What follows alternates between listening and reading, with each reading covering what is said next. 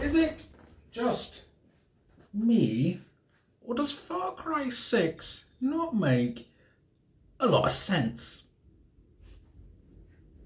Wee. Spoilers for Far Cry 5 and New Dawn are obviously ahead, so beware. Recently revealed after some pretty heavy leaks, as is the Ubisoft way, Far Cry 6 is the latest in a long line of open world shooters that's due for release early next year for present and next gen. Set in the present day, so get any of those Vaas prequel theories out of your head right now, you play as Dani Rojas, a revolutionary in fictional Yara as they look to wrestle their country back from the oppressive President Anton Castillo, played by Giancarlo Esposito, and his son Diego. The question is, how is Far Cry 6 explaining away the apocalyptic ending of Far Cry 5 and the events of New Dawn? Now, your first thought may be that, Jimmy, you idiot with a large head, the games aren't connected and someone from Ubisoft said so a long time ago. Okay, that's fine, and also, ouch. But I cannot find the source for that anywhere, and it was many years ago, and there have been lots of connections since then.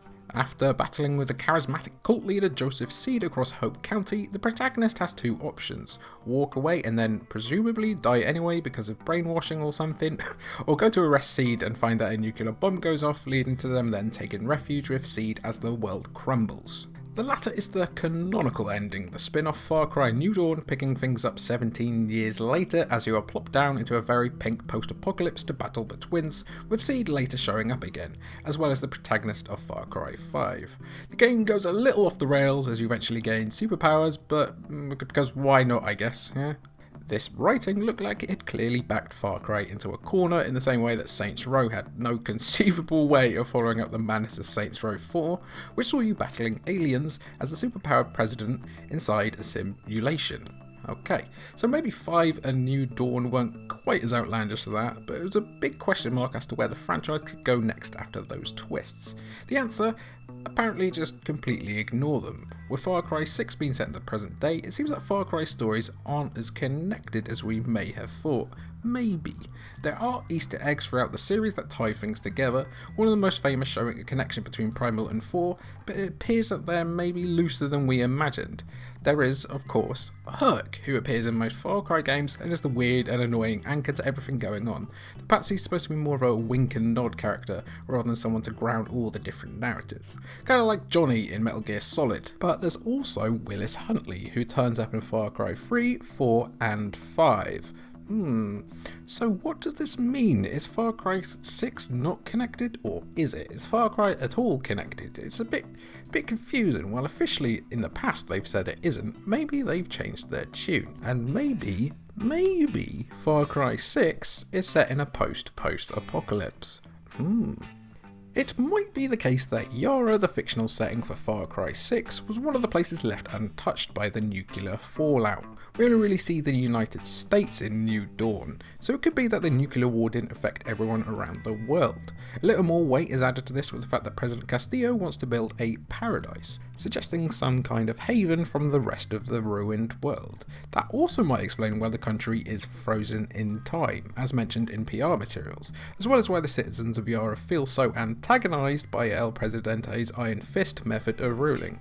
People tend to get their backs up a bit more when dealing with the stresses of the post-apocalypse after all. I mean, that's fair, you know, your mum's probably dead, you'd get quite upset, wouldn't you? You could be a bit more volatile than usual. Oh, poor mum.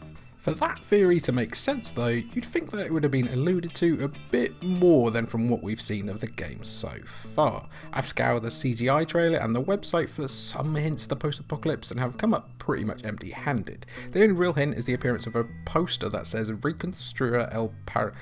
It says it in a different language, which translates to reconstruct the paradise, suggesting some kind of social regeneration following a major event. Yara is a stand-in for Cuba, which is cut off from most of the world.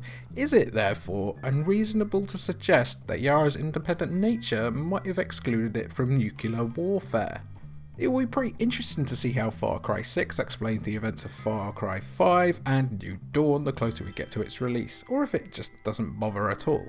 Who knows, maybe we will wake up in a lab and Kristen Bell will be there telling us about some weird apple. Now wouldn't that be something?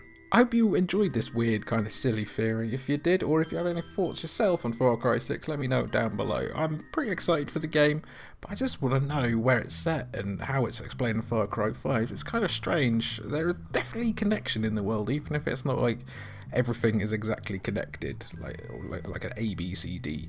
There's definitely some connection there. It's strange. Anyway, let me know your thoughts, and thank you for watching. You have a lovely day.